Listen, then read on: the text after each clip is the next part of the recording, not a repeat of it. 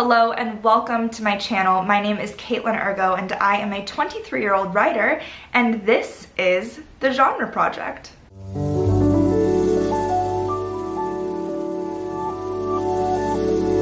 What is The Genre Project? Well, it is a new series on this channel that I am so excited about starting. In my 2021 New Year's writing resolutions video, I talked about how I want to write something to every major genre this year as kind of a way to just push myself, push my thinking, push my writing, and step into maybe some new categories that I might have been a little afraid to broach before this year, but now I am ready to take these different genres head on. I will be picking one major genre per month, and I will be doing a full deep dive onto the history of the category. I'm going to be reading books within the category, and then I'm going to actually take on writing something to the genre myself. I am starting off the first month of 2021, the month of January, with dystopian. I am fascinated by this genre. In case you aren't familiar with the dystopian genre, Wikipedia, I know, don't come for me, I know Wikipedia is not a reliable source, but I think they do a really great job of doing a really brief explanation into things, so here's what Wikipedia has to say about the dystopian genre. Utopian and dystopian fiction are genres of speculative fiction that explore social and political structures. Dystopian fiction offers the portrayal of a setting that completely disagrees with the author's ethos. Some novels combine both genres, often as a metaphor for the different directions humanity can take depending on its choices, ending up with one of two possible futures. More than 400 utopian works in the English language were published prior to the year 1900, with more than 1,000 others appearing during the 20th century. That is actually quite fascinating. I think my personal experience with the genre is quite limited as of right now. I am 23 years old, which means that when The Hunger Games and Divergent and all of those, like The Host, I think was one of them, when those books were coming out, I was in high school. So I was the target demographic for some of those works, and I obviously read them. I read Divergent, I read The Host, I tried to get into The Hunger Games, didn't enjoy the books as much as I enjoyed the movies, I know, I'm sorry. But I was absolutely a part of kind of this resurgence of dystopian literature, and so I'm really excited to kind of be exploring this genre a little bit more in depth and really learning about the history of it and kind of what really makes a great dystopian novel. I'm also excited to learn what makes books like 1984 or Brave New World kind of last as long as they do. What is it about those works of dystopian literature that has continued to kind of have a place within our education system and all of that. I'm just fascinated. Of course, the best way to learn and analyze all of this is going to be starting with some research. Let's talk about research. I have had the absolute best time researching this genre over the past couple of days, and when I tell you that I wrote pages of notes, I am absolutely not kidding. I wrote pages of notes. I found this genre to be really interesting, the history and some of the popular titles and how it's emerged and kind of grown into what we know it as today, which is primarily young adult thriller stories that follows a young protagonist that's taking on the corrupt government head on. So how did we get from, you know, Brave New World to that? And I have the answer. But before we get into all that, let's do a quick rundown on what exactly is dystopian literature, just so we're all on the same page going forward. All of my sources and articles that I use will be listed below, and I'm doing a lot of summarizing, so if you are interested in this, I highly recommend you go check some of those out. They're awesome articles that I found. Dystopias are the opposite of utopias, which we all know to be perfect societies. Everything is amazing and wonderful and beautiful all the time, which we know it doesn't exist. Dystopian literature is a form of speculative fiction, and dystopias are often categorized as societies or communities that are absolutely frightening, and they're dehumanizing and just all around not a great place to live. Dystopian literature is actually a direct response to utopian literature, and it's used as a way to form fresh perspectives on problematic societal or political practices that otherwise may be overlooked or just kind of seen as inevitable. Some dystopias claim to be utopias, and when I think of dystopian literature, I think of a world where everything is seemingly perfect, but us as the reader recognizes that it's definitely not. And it takes one person, one character, often the protagonist, to kind of break free and look at their world from a new perspective and see, oh my god, this is the bad place. Everyone else is just blinded by what they consider to be perfect, and they fail to see the flaws from within. Dystopian literature also often draws on contemporary elements of politics or society, and that's what's freaky. For example, Margaret Atwood's Handmaid's Tale is a direct warning against the dangers of a patriarchal society and a patriarchal government. So that is kind of a brief overview of the dystopian genre and some of the intentions behind the literature. But let's get into the timeline. How did we get from Brave New World to the thriller young adult series, The Hunger Games?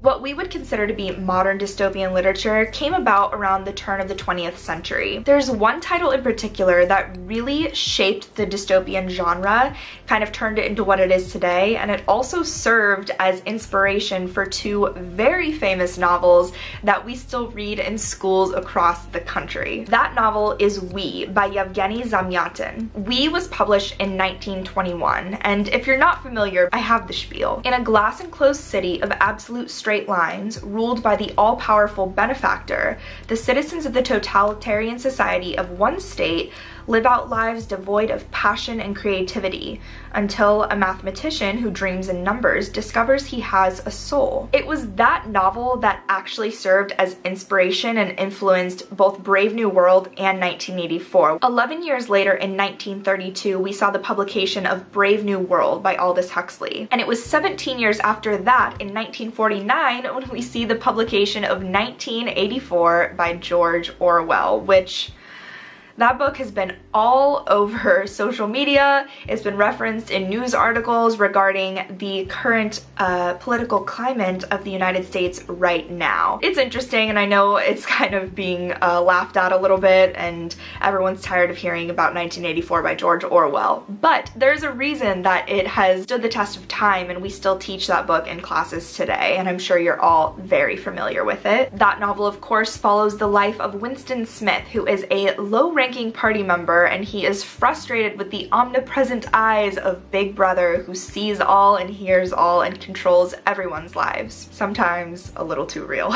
This book has been referenced, of course, in the sense that our phones are always listening to us and all of that. It's definitely timely, and even though we are well past 1984, this book still kind of stood the test of time. 1949, we know that the Second World War has just kind of ended, and we are seeing dystopian authors kind of having to deal with the aftermath of that. They've lived through war, they've seen a lot, they've heard a lot, and that's really gonna shape the genre within the next couple decades or so. The fear of totalitarianism, as well as kind of a growing suspicion of technology at the time, is really gonna play a heavy hand in what's to come in the genre. In 1953, we saw the publication of Fahrenheit 451 by Ray Bradbury, another classic that you can find in most English classes in high school. This book, of course, is terrifying because Guy Montag, who is the main character, is a fireman, but instead of putting out fires, he starts them. It's really interesting to see the parallels between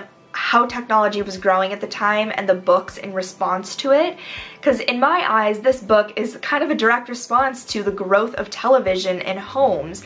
I'm having such like clear images of 1950s housewives who like have the TV in the kitchen, and then, you know, you've got the TV in the living room, and that whole thing. You guys know what I'm talking about. So this book, I think, is kind of a direct response to that. It's the fear that as television grows, our ability to kind of explore books and literature and study and use our own creative minds kind of diminishes. In 1962, we see the publication of A Clockwork Orange by Anthony Burgess, and this is kind of the first real satirical dystopian book that we see. This story follows Alex, who talks in a really brutal, invented slang, and the government decides that they are going to help fix him. There's a lot of themes of good versus evil and what it takes to redeem someone. So it's interesting. We're now in the 60s, and the dystopian genre still hasn't necessarily taken that turn into young adult literature. The volume of dystopian literature actually declined going into the 70s, but we did see more of a variety kind of emerge. In the 70s, the constant fear of war had kind of subsided, and it was more about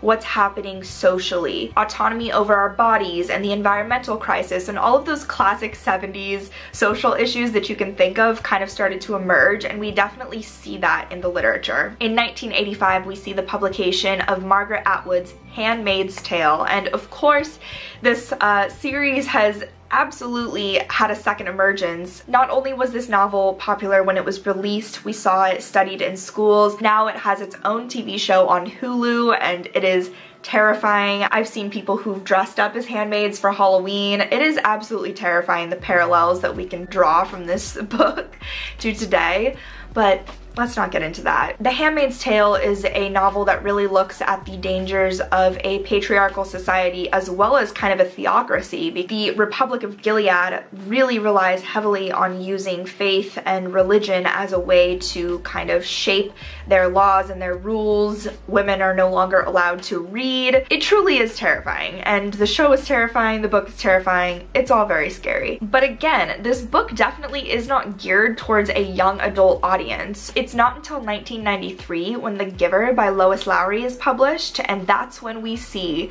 our very first kind of dystopian young adult book emerge from the depths. The Giver was the first notable young adult dystopian that drew upon traditional elements of the genre while kind of angling towards that younger audience. The novel really is kind of the first of its kind, and it managed to popularize the genre with young people, which is key. It's also what led to the dramatic boom of books published in the next decade. If you're around my age, you're probably familiar with every single one of these titles. I'm talking The Hunger Games, I'm talking Divergent, Uglies, Maze Runner. All of these books were really popular when I was in middle and high school, and of course we saw them become huge movie franchises. So how did that happen? I think there's definitely something to be said about the rise of social media at the time. With the rise of social media, if you liked a book, you can post about it right away, and it spreads so much quicker, and I think that absolutely played a part in growing some of these titles and turning them into the massive franchises that we know them as today. In 2005, we saw Uglies published by Scott Westerfield, which was a massive series, not yet made into movies, but I think they're on their way. In 2008, we saw The Hunger Games by Suzanne Collins published, which of course turned into a massive series and even more massive of a movie franchise with some insane box office grossing number that I don't even know. I think it even broke a record at some point for like an off-season release having such a crazy box office. Now I don't even know. The movies did incredibly well, as we all know. In 2009, James Dashner published the Maze Runner series, which was also turned into a massive movie franchise. And in 2011, we saw Divergent published by Veronica Roth, and that of course also got a massive movie franchise. It's interesting to really look and see what some of these series have in common, and the first is that, well, they're series. It's not just one book. Brave New World, 1984, We, Fahrenheit 451, all of these incredibly famous titles are one-offs. It's a novel, they're not part of a series, and so I think it's interesting that we've kind of seen a shift from single novels to these massive series. Within these books, we also see really similar themes of self-discovery, competition, and the youth pitted against the corrupt leaders of the government. We also see a lot of elements of technology, and I think think, as I said, as technology continued to grow throughout the early 2000s, I think that it's also reflected in a lot of these works. And of course, another thing that all of these stories have in common, they are absolute thrillers. Action-packed, adventure, it's insane. When you think of dystopian literature, you are going to think of young adult, thrilling adventure books with a really strong protagonist that takes on the government or the corrupt leadership head on, and all these fantastical stories of self-discovery and all of that. So it's really interesting to kind of look at the history and see how the genre has evolved and how exactly it turned into that. Brave New World, 1984, Fahrenheit 451, these stories aren't fantastical thrillers. They really kind of focus on the world and the corruption behind it and how the characters are breaking free from kind of the status quo that they've been in. Right now with my research, I'm seeing a duality in stories, and there's kind of two paths that I think I'm gonna be able to take when I go to write my story. I can either head down the fantastical young adult genre with a really thrilling story, or I can head down the path where you've got kind of a world that really kind of screws with your head and makes you think and question, you know, where is our world and our society headed? I am obviously a lot more familiar with the idea of, you know, the Hunger Games, Divergent. I've read those stories, I grew up with those stories, so for me to write something in that, I think it would be really easy, but part of me is also really wanting to play with the idea of creating a world that makes the reader go, whoa, that's fucked, I never want to live in a place like that, how do we avoid that? So I have these ideas that I'm kind of thinking of right now, but I don't know. Overall, some central themes that can define dystopian literature, whether it's young adult based or something like 1984, you're looking at strong government control. Totalitarianism was a huge fear in the 20th century and still is today, and you can see that it's very prevalent in a lot of these stories. Environmental destruction, never been more timely than it is right now. Our world is burning. Technological control is another huge one. I think it's impressive when we look at these stories that were written in the early 1900s, such as Huxley's Brave New World. All of these technological advancements that he wrote that he had no idea were coming, but honestly, when you look, you can check down the list of how many of them we've actually seen come to rise. Another theme that's really prevalent in a lot of these stories is survival. We see that not only with some of the older stories, but with the Hunger Games. The entire book is based off of surviving. And lastly, we see the loss of individualism. Losing that personal identity and becoming a part of this homogenous society is a huge fear that I think existed way back when and will exist now for generations to come, and it's definitely such a key part of these stories. There you have it. Those are all of the major titles along the timeline of what has really shaped the dystopian genre and made it into what it is today. When I was looking at this massive list of books and deciding what am I going to read for part of my case study on dystopian literature, I decided that there was no better book than The Giver. The Giver, I think, does a really great job of bridging the gaps of those traditional elements of dystopian literature that we see in Brave New World, 1984, Fahrenheit 451, but it also is the first of its kind to really break into the young adult genre. So I am really excited to read this. I have never read this book before. It was never required reading in school, like I know some of you may have experienced, so I'm going into this blind. Kind of. I have seen the movie. The Giver, but honestly, it was a long time ago. I don't remember, and the movie is never as good as the books. That being said, I think the next step is to get reading. Good morning, everyone. Today is the day that I am going to be tackling The Giver for the very first time. I have not read this book, as I mentioned, so I'm really excited to get that taken care of today. I don't think it should take me longer than a day. It's not a very long book to begin with, so hopefully I'll be able to start it and finish it all in one day. I am, however, going to be taking some notes. I'm going to be annotating it just a little bit. What I'm looking for are any central themes that fit the dystopian category. I'm searching for any elements that really kind of stand out to me as being essentially dystopian. So that's kind of what I'm going for.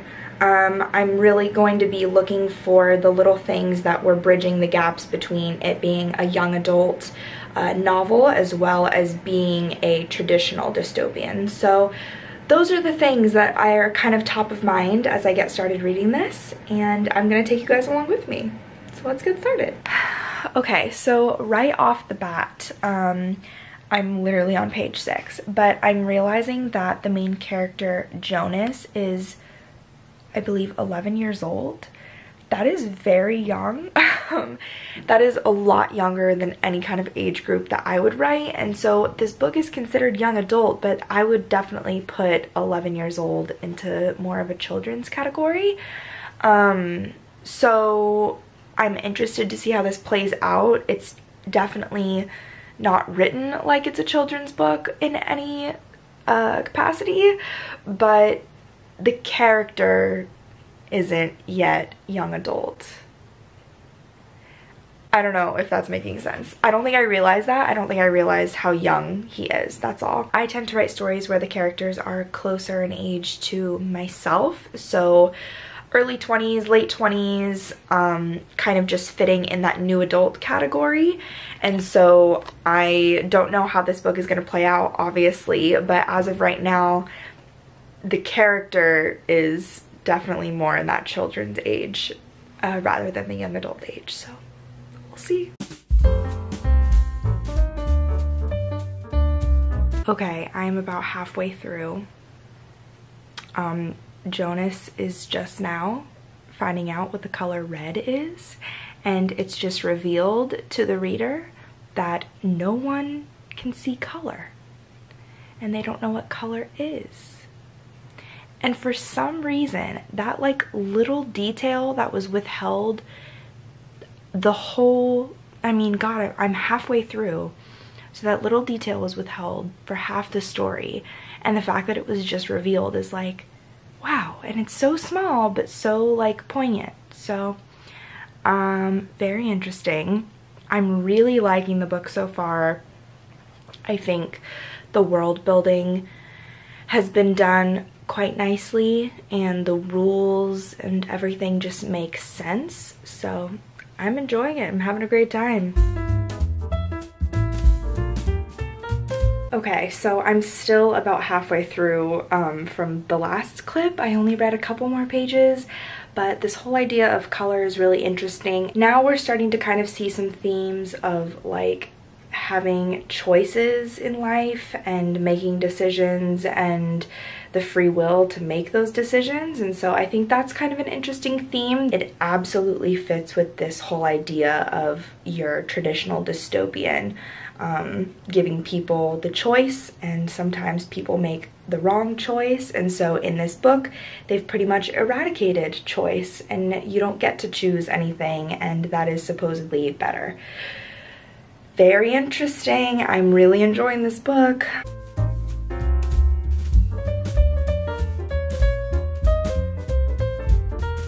Okay, first off, look at this sunset.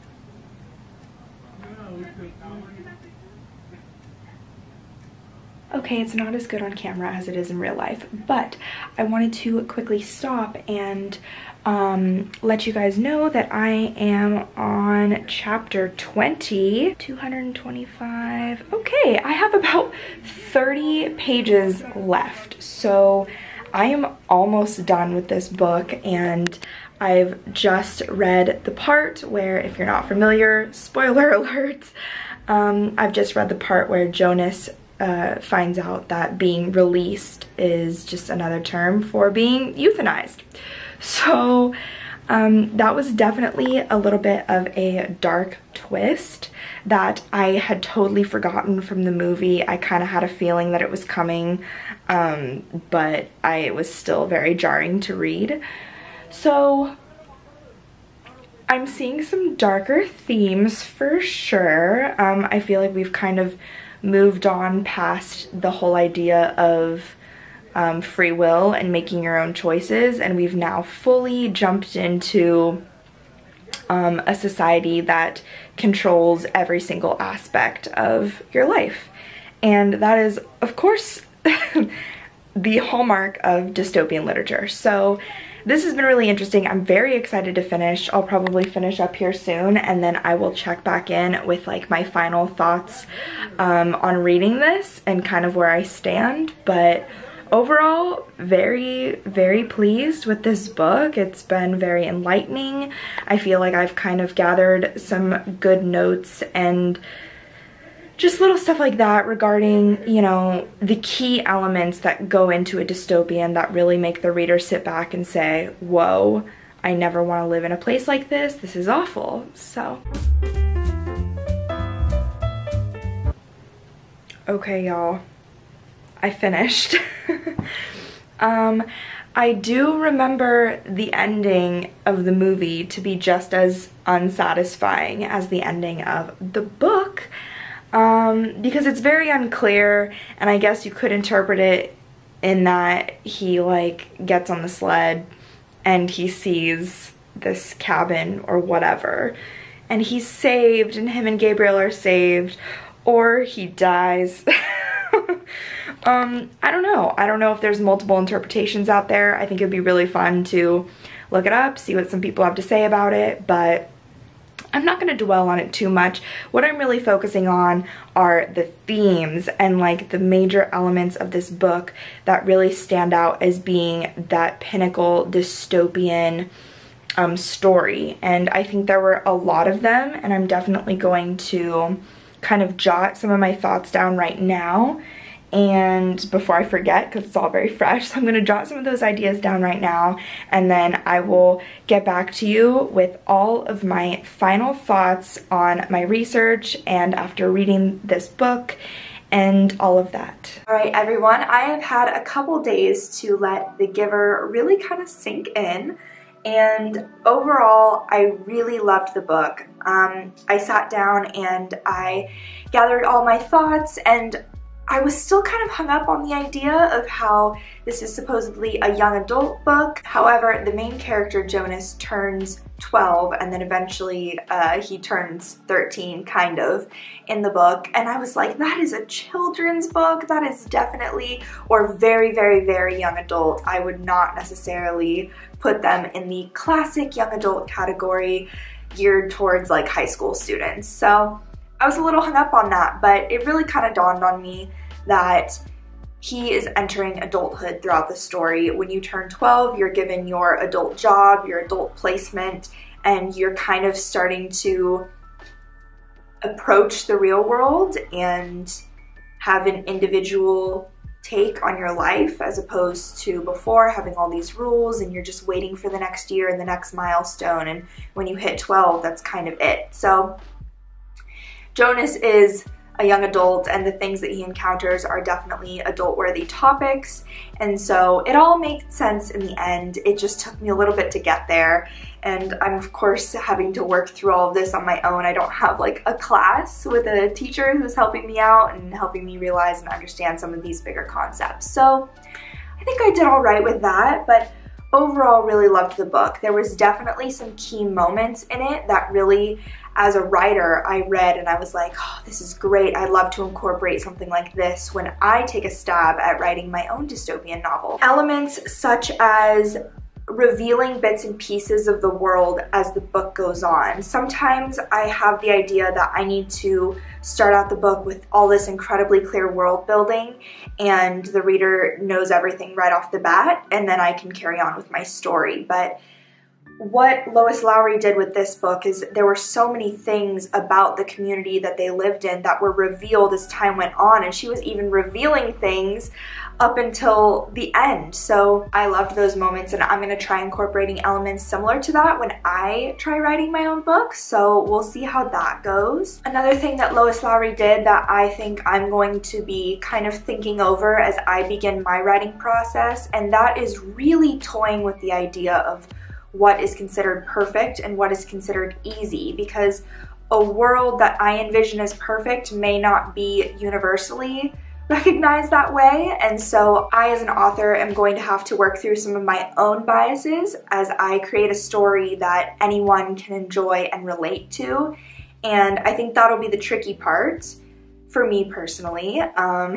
Also, after reading The Giver, I put a lot of time into thinking, what kind of book am I going to move forward with? As I mentioned in the research portion of this video, I kind of see two paths. The first path that I see is the classic young adult thrilling adventure story with the strong protagonist that takes government head on, or there is the kind of more subdued story where there's a lot of emphasis on the world building and the corruption behind it and why it may be considered perfect and all of the reasons that it's not, and kind of that mind trip path. When I read books like Divergent or The Hunger Games, they're not as mind trippy. They don't really sit back and make me think necessarily like, oh my god, is this what our world is coming to? Because it's just so outrageous.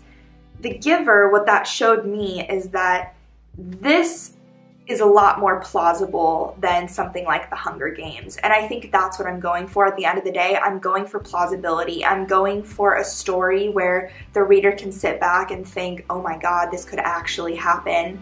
So I have a lot of clear perspectives now that I did not have a couple days ago or a week ago. And I have really enjoyed this research process. I've had the best time doing it, and I loved reading The Giver. I've really decided that dystopian is probably one of my favorite genres, and I know that it's the first one that I'm doing for this series, and obviously there's a reason behind that, but I've always loved this genre, and all of my research and all of my findings and this little case study has just absolutely proved that it will continue to be one of my favorites for quite some time, and I am super hyped to be taking a stab at writing something of my own. Part 2 of this video will be up next week, and it is all about me taking the findings and key elements from this video and actually implementing them into a story of my own. So if you would like to check back in 1 week, you can go ahead and subscribe to my channel so you don't miss any of my videos, as well as hit the notification bell and you will be notified right when the next video comes up. I'm very excited about it. If you enjoyed this video and you are enjoying this series so far, I know it's only the very first episode, but if you like the concept and you're excited about seeing more, then go ahead and give this video a thumbs up. If you have any thoughts or feelings about the dystopian genre, then please let me know. I'd love to start a conversation. And if you're not already on the Discord, I went on there and asked everyone to please give me recommendations for a young adult dystopian genre to read, and I was recommended The Giver, and so I thought I would give it a try. If you're not already on the Discord, then it will be linked down below for you to go ahead and join. As always, thank you guys so much for watching. I hope you have a fantastic day. Now go write something.